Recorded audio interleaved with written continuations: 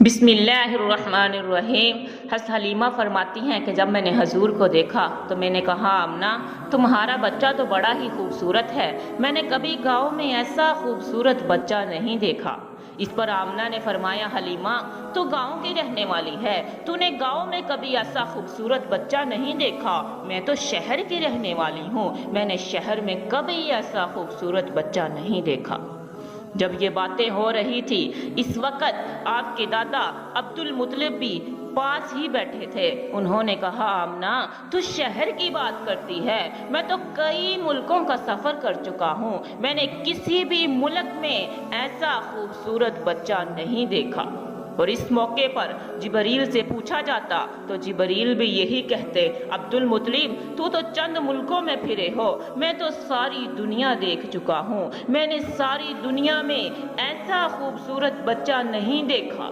اور اس موقع پر تصور یہ سوچے کہ اللہ رب العزت فرماتے حلیمہ تو نے گاؤں میں ایسا بچہ نہ دیکھا، آمنہ تو نے شہروں میں ایسا بچہ نہ دیکھا، عبد المطلب تو نے ملکوں میں ایسا بچہ نہ دیکھا، جبریل تو نے پوری دنیا میں نہیں دیکھا، میں پروردگار ہوں، میں نے اپنی پوری مخلوق میں ایسا خوبصورت بچہ پیدا ہی نہیں کیا۔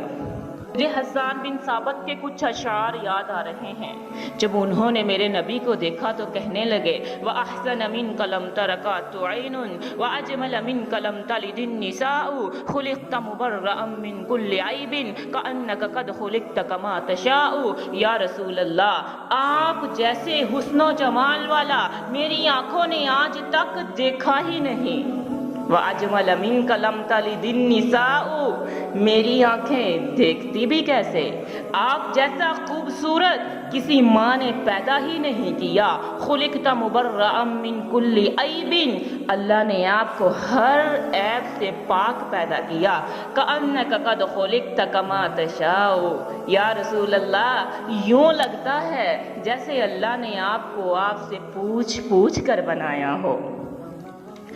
واللیل سیاہی زلفوں کی چہرہ والضحیٰ اس کا سارے جہاں کا پیارا ہے، خود آپ محب ہے خدا اس کا، رب نے بنایا جب اس کو خود آپ کہا سبحان اللہ۔ اور اللہ نے اپنے حبیب کو کن عورتوں کے ہاتھوں میں دیا؟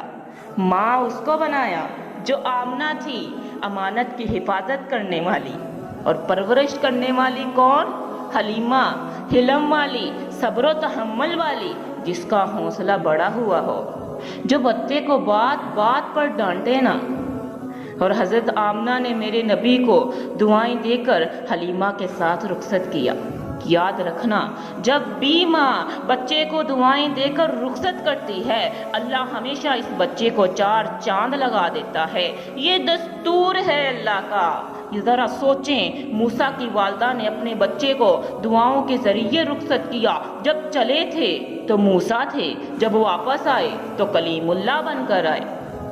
حضرت اسماعیل کو ان کی والدہ نے حضرت ابراہیم کے کہنے پر نہلا دھلا کر دعاؤں کے ساتھ رخصت کیا، جب چلے تھے تو اسماعیل تھے، جب لوٹ کر آئے تو اسماعیل ذبیح اللہ بن کر آئے۔ اور ادھر شعیب کو دیکھیں، ماں نے چاچا کے ساتھ مدینہ سے دعاؤں کے ساتھ رخصت کیا، جب مکہ مکرمہ پہنچے تو عبد المطلب بنے۔ پھر اللہ نے بیت اللہ کی چابی دی، پھر ایک وقت ایسا بھی آیا کہ آپ والی بیت اللہ بن گئے۔ کوئی موسیٰ کلیم اللہ بنا، کوئی اسماعیل ذبیح اللہ بنا، کوئی والی بیت اللہ بنا، اور آج یہ بچہ ماں کی دعائیں لے کر رخصت ہو رہا ہے۔ لوگ نہیں جانتے ایک وقت آئے گا یہی بچہ جب لوٹے گا پھر محمد الرسول اللہ بنے گا۔ حضرت حلیمہ فرماتی ہیں کہ جب میں آپ کو گود میں لے کر باہر نکلی تو مجھے ہر چیز سے مبارکباد کی آوازیں آنے لگی۔